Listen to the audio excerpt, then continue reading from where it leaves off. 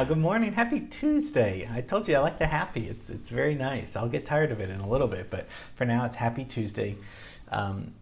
We a lot of fun looking at the hours, but you got a different assignment this time. You have to find a piece by Philip Glass that's not part of the Hours soundtrack, but there's plenty out there. So let me know if you need any help. Get that to me by today. Philip Glass. That's his spelling. So if you want to type it into the Google, you can. Today, so we've done advanced classes. We've revisited things. Chuck Berry, Louis Jordan last week, Mozart, Philip Glass. We've done that, but let's get back into jazz. It's a new year. We need to understand more about jazz. So we'll revisit today Miles Davis, probably the most famous jazz musician. Everyone knows Miles Davis. Everyone knows Louis Armstrong, Miles Davis. Those are the two the big names that stick out. Even if you don't know jazz or like jazz, everyone knows Miles. But we need context. We need a little bit of background, and I'm gonna replay this class from, I think, like one of the early first classes we ever did, just to run down his life, his trajectory, what he's about, and then tomorrow we're gonna dive into advanced Miles Davis because he came up with a new sound. But what when people say, well, wait a second, what's that? What is that new sound? We're just going to look at one song and just figure out what that how do you get a new sound? We're just going to take one bar, if that's fine, and just look at harmonically what he's doing and why that resonates as a new sound. And it'll just be, way too much fun. So let's review Miles Davis. Take a look at this. Look at listen to his sound, listen to how innovative he was. That's the big word. Not technically the best trumpet player, but he had style, innovation. Nobody could play like Miles. You knew that sound right away. So let's take a look at Miles. So Miles Davis was born in 1926 in Illinois, and middle-class family. His father was a dentist, and his mom wanted him to play violin, but that didn't work out. So he played the trumpet. We all know what a trumpet is. This is what it is, right? Trumpets used in classical music we've talked about.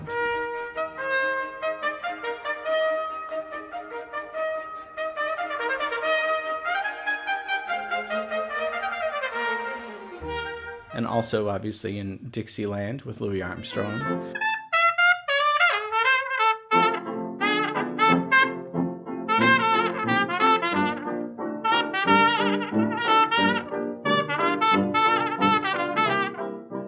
So Miles started playing the trumpet.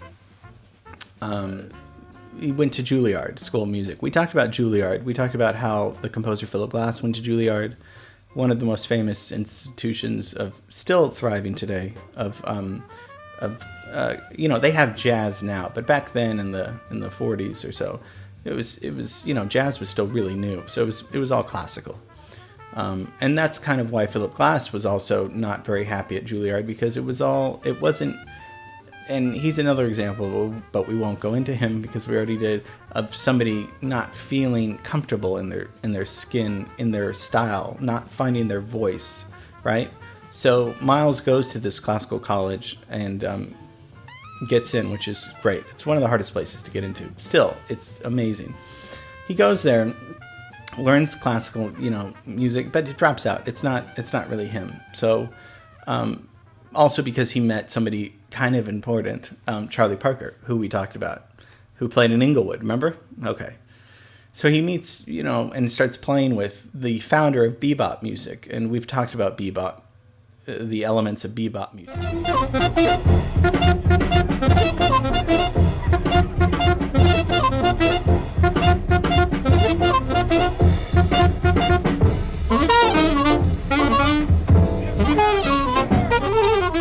Fast notes, people doing scales, and Charlie Parker and Dizzy founded that. Very exciting, fast-paced music. Miles starts playing with Charlie Parker in a bebop style, and after a while begins to kind of,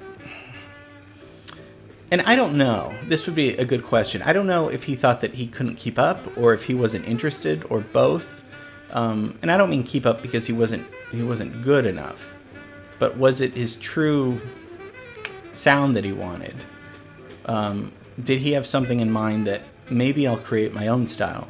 Maybe there's something else that I could do this for a long time, but this isn't true. There's something else I have out there. And I know that a lot of us and clients, you guys have that, where it's like, we don't make you, we suggest you sing songs, you do scenes and acting, improvisations, you do dances.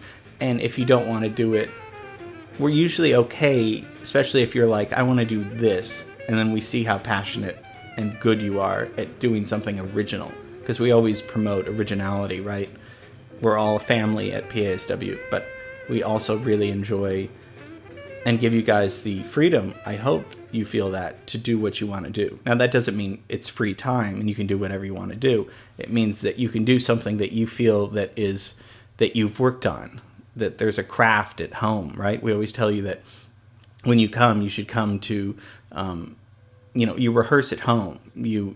That's what you do, the hard work at home. You perform when you come to school, and we help you with that. So Miles leaves Charlie Parker's band because he's thinking he can come up with a new sound, and this is why he is so important. Miles really came up with a whole new style of jazz. So you had swing music with Louis Armstrong, bebop with Charlie Parker. Then where do you go after that? Now we're like in the late 40s, early 50s. Miles teams up with this guy, Gil Evans, who's a really great, brilliant arranger. And they start doing these, I don't want to say slower paced jazz, but it's different than bebop. It's very different than bebop. And he starts getting into this thing, developing his own style. And and we call that cool jazz.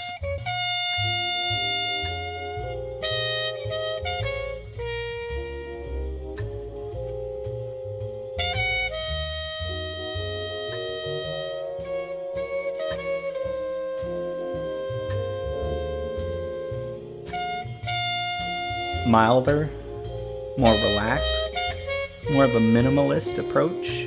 And also Miles introduces something very different that other people hadn't really used before in jazz, and that's the harmon mute. This is what the harmon mute sounds like.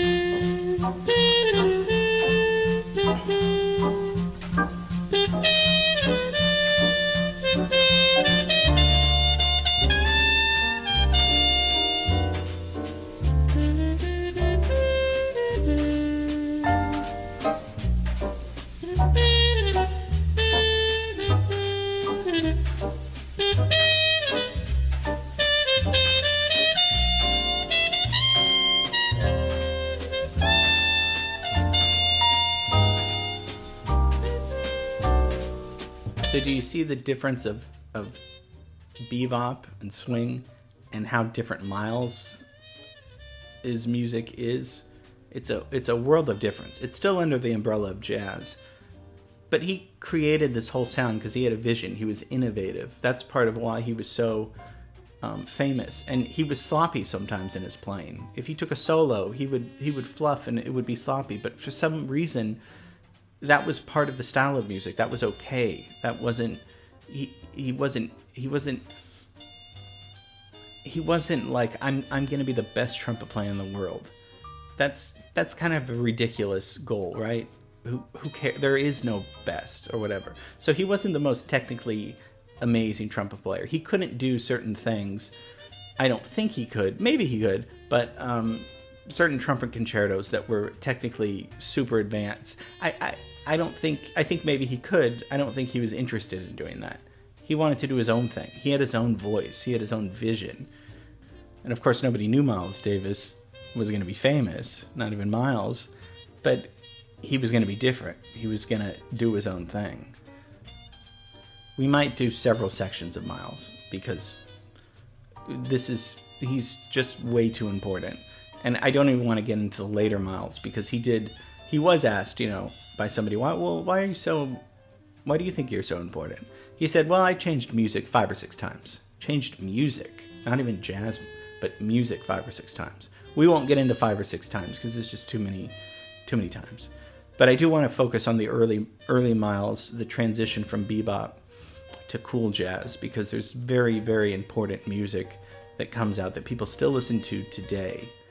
So I hope you enjoyed that. That's a rundown of it. So tomorrow we're going to look at Kind of Blue, which I addressed in this class earlier, the 1959 album that most people, if they don't know that much about jazz or Miles, they know Kind of Blue and Miles Davis. That's so iconic. So that's why I'm just saying that as that I'm not choosing something obscure today. This is something that's in popular culture, this album, and we're going to look at the first song. We played So What. I played it earlier in the class, but we're going to dive into more advanced thinking of how he's getting these sounds, what he's doing, what Bill Evans is doing. And we looked at Gil Evans in this class too, no relation. So, I mean, I can't wait. I'll be sitting here for 24 hours straight, just waiting patiently to talk to you tomorrow for our Advanced Miles Davis. Have a great rest of the day. Get the hours into me in the next few hours, and I'll see you tomorrow. Bye.